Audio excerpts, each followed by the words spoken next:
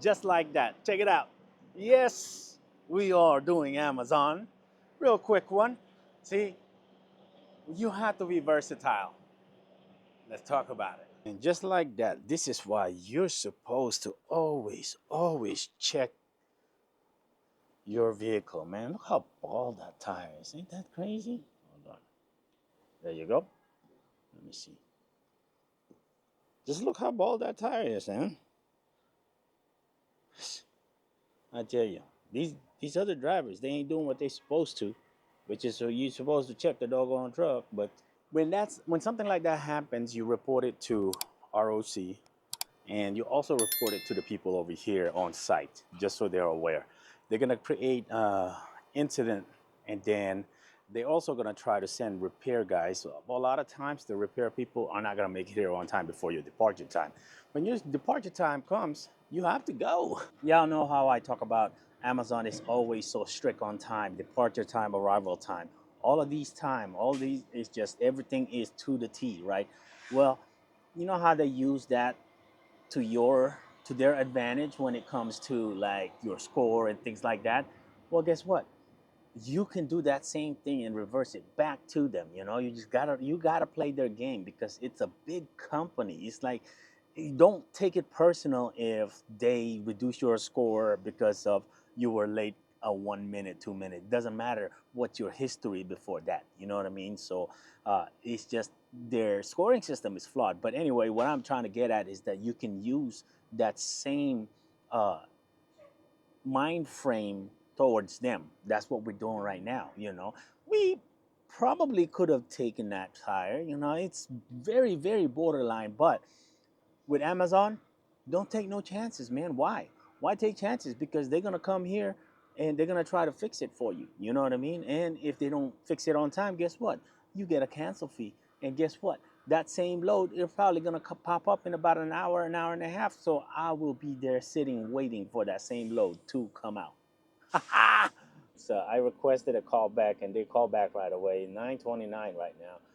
I requested a call back at 9:27 because I was assuming they're not going to be able to call me back until past 9:30. That's when my departure time is. A lot of people will get mad over that.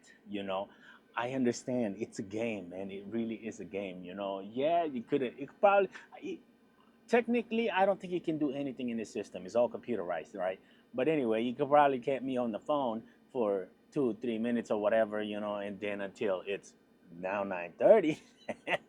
Now we can go ahead and start the process of canceling the load and me getting a cancellation fee, right?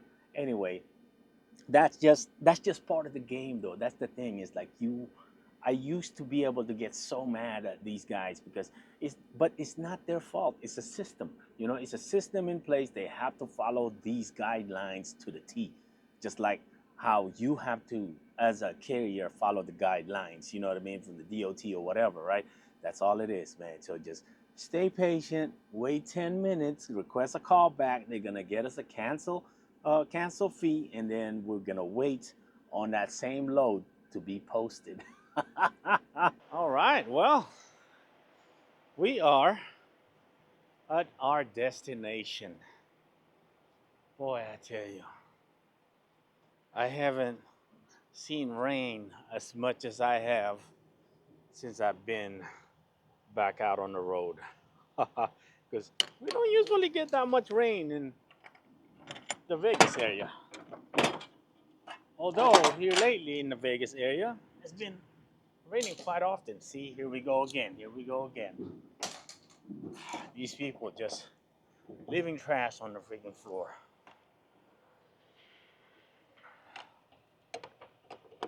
If y'all remember when I was doing Amazon, those contracts up there in the Spokane area, man, I used to get so mad over people freaking leaving trash just like that right there. And what they were leaving is like, why I was so mad about it is they were leaving the ones with bolts on them, and those could easily puncture your tires. Okay, we are in IAH 5. somewhere in Humboldt, Texas. As a matter of fact, Humboldt, Texas, that's where we got our first truck. That Freightliner, that flat top. Yeah, KC, that truck that you have now. IAH5. I've never been here before. Seems like a really busy place because I'm getting ready to show you. Look at this. Look at this. Look at this.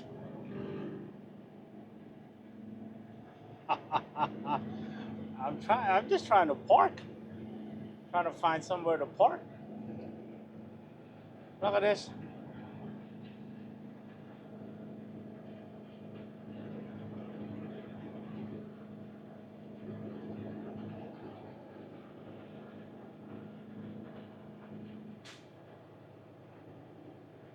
They go on forever, man. Okay, power only. I think power only is good, but you have to hustle, man. You have to hustle and you have to be very, very, very versatile. I'm talking about from Amazon to JB Hunt to TQL to load board to whatever, right? You just have to be versatile. Speaking of JB Hunt, has JB Hunt become the new freaking upcoming TQL here lately? Let me go. Let me show you all some of these. It's like, really? So they'll post something from a location, and then you have to pick up the trailer from that location that is posted for, and then take that empty trailer to somewhere else to get it loaded. And then when you get that loaded, you take that loaded trailer to somewhere else and deliver it to a location, and then you unload, or once you get that delivered, so it's live unload, you take that same trailer and drop it off somewhere else.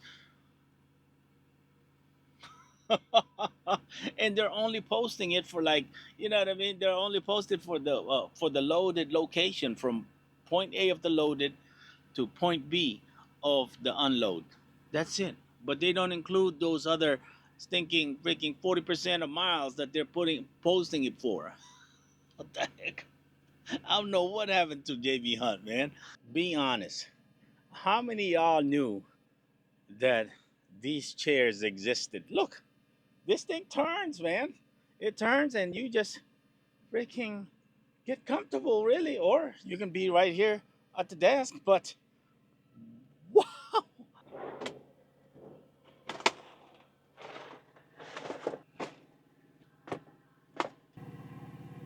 I would say by far one of the best things that come as a amenity in this truck is, number one, that fridge. Number two is that I'm able to eat healthy. And not only that, it's just that you get to save so much money from buying truck stop food. So, what do I mean when I say versatile? I mean, you have to bring equipment like these, right? You need four chains. I prefer 3/8 chains, four of those, 20-foot long each, and then four of your ratchet binders. Okay. Um, you need, I'd say, at least three of these, the 4-inch, because you have to consider your working load limit. Okay, your those stack of chassis, they're gonna weigh 7,400 each, and there's five of them. So you multiply that by five, and then you divide that by two. That's when you apply your working load limit. Okay, so um, it's easier to, in the middle in the middle of your when you're carrying a stack of chassis, it's easier to do it with a strap instead. You also have to be mindful. See, you normally carry like a rubber protection, so I damaged this one is no longer good. Okay, um, if you're not familiar with flatbedding or securement, dot regs securement, make sure you familiarize yourself with that. Okay, the 50% working load limit, that's really big. And also, when you're carrying, also, you have to, like, let's say you're carrying a 53-foot chassis frames, right? They're all 53 foot, just like our last one. when you're doing those, you're gonna need at least 5 securement on that because DOT requires every 10 foot. If it's more than I can't remember how many foot, but if it's more than four, yeah, if it's more than 4 foot, every 10 foot has to be secured. So you can't have like a 10 foot. I'm not sure, man. This is going off the top of my head, but I believe it's every 4 foot or anything longer than 4 foot. At every 10 foot, it has to be secured. There had to be 2 points of securement. Okay, so a 4 foot could be secured with one strap, but a 6 foot or a 5 foot has to have two securement.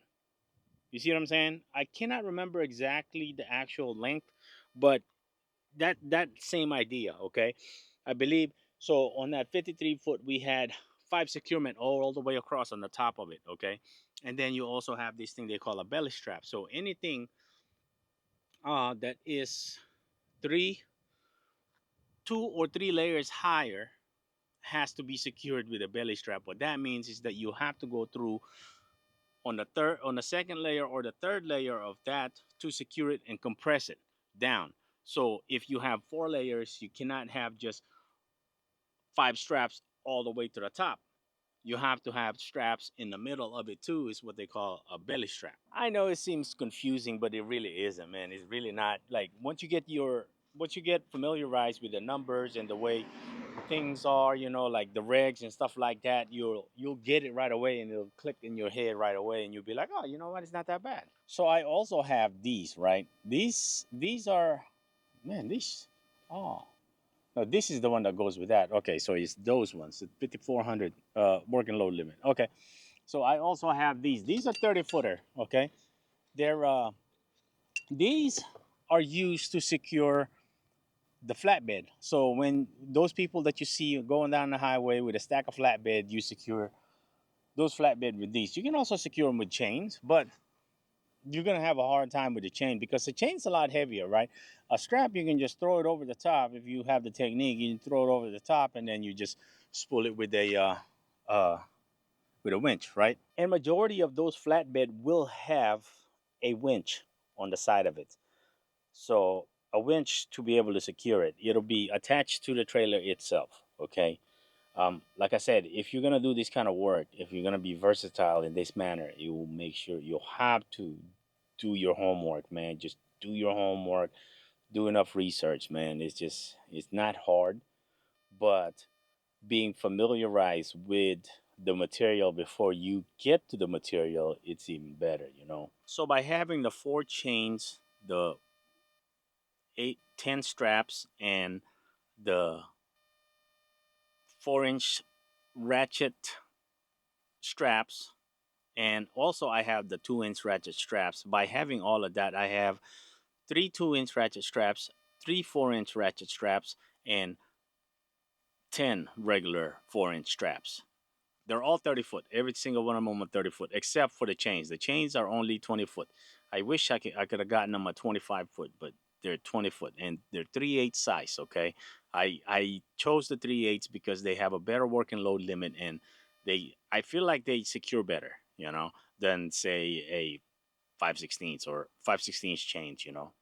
So with that equipment alone, I am actually able to cover a stack of flatbed, a stack of step decks, a, anything really, stack of anything, and a stack of chassis, and I can even cover flatbed loads. So if I found a loadout trailer, I can do flatbed loads with straps on me. You understand what I'm saying? So you also, oh, you need a winch bar too. A winch bar.